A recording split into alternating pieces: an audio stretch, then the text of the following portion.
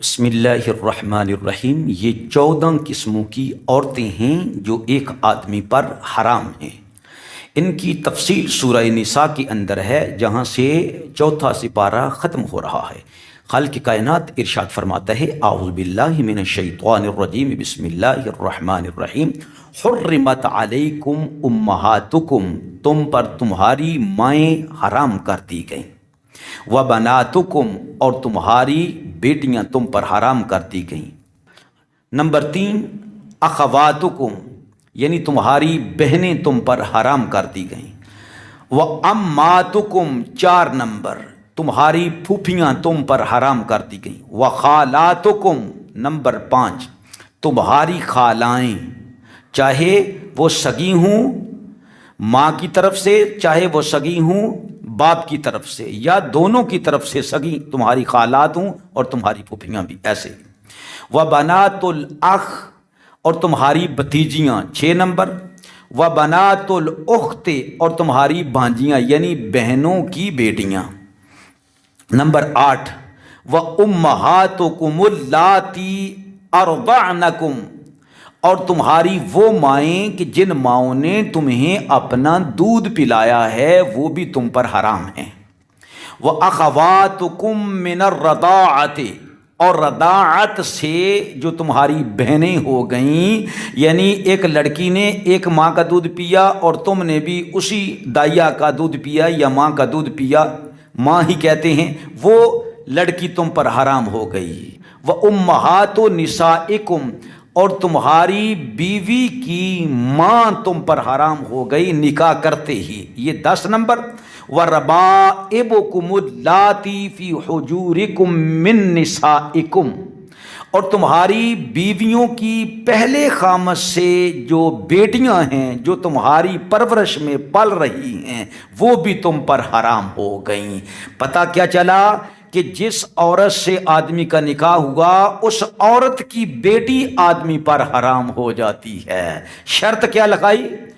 اللاتی دخلتم بہن، اگر تم نے اپنی بیویوں سے ازدواجی تعلقات قائم کر لیے ہیں تو تب۔ فَإِن لَمْ تَكُونُوا دَخَلْتُمْ بِهِنَّ، اگر مباشرت نہیں کی، ابھی رخصتی نہیں ہوئی کہ وہ مر گئی یا طلاق لے لئی، تو عدت گزارنے کے بعد اس کی بیٹی جو ہے وہ تمہارے ساتھ نکاح کر سکتی ہے۔ فلا جناح علیکم، پھر تم پر کوئی گناہ نہیں ہے۔ نمبر 12، وحلائل ابنائکم الذین فی اصلابکم، تمہاری وہ بہویں یا جو تمہارے صلبی یعنی سگے بیٹے کی بیویاں ہیں وہ تم پر حرام ہیں۔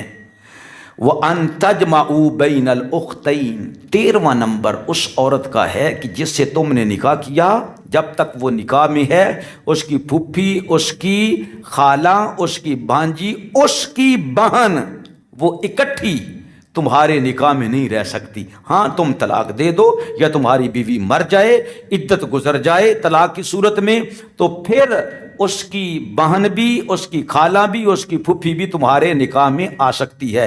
الا ما قد سلف، مگر وہ جو اسلام سے پہلے گزر گیا۔ ان اللہ کان غفور الرحیم، بے شک اللہ رب العزت بخشنے والا مہربان ہے۔ اور فرمایا والمحصنات من النساء، ارشاد فرمایا حرام ہیں وہ عورتیں کہ جن کے پہلے شوہر موجود ہوں، الا ما ملکت ایمانکم، مگر وہ جو غیر مسلموں کی بیویاں تھیں وہ تمہاری ملکیت میں آ گئی، تمہاری لونڈیاں بن گئیں، تو پھر ان سے مباشرت کرنا جائز ہے، چاہے کہ پہلے ان کے شوہر موجود تھے لیکن وہ کافر ہیں۔ کتاب اللہ علیکم، یہ اللہ کا لکھا ہے تم پر، مقدر کیا ہوا۔ وَأُحِلَّ لَكُم مَّا وَرَاءَ ذَلِكُمْ، ان عورتوں کے علاوہ جو بھی عورتیں ہیں وہ تم پر حلال ہیں، حرام نہیں، تم پر حلال ہیں۔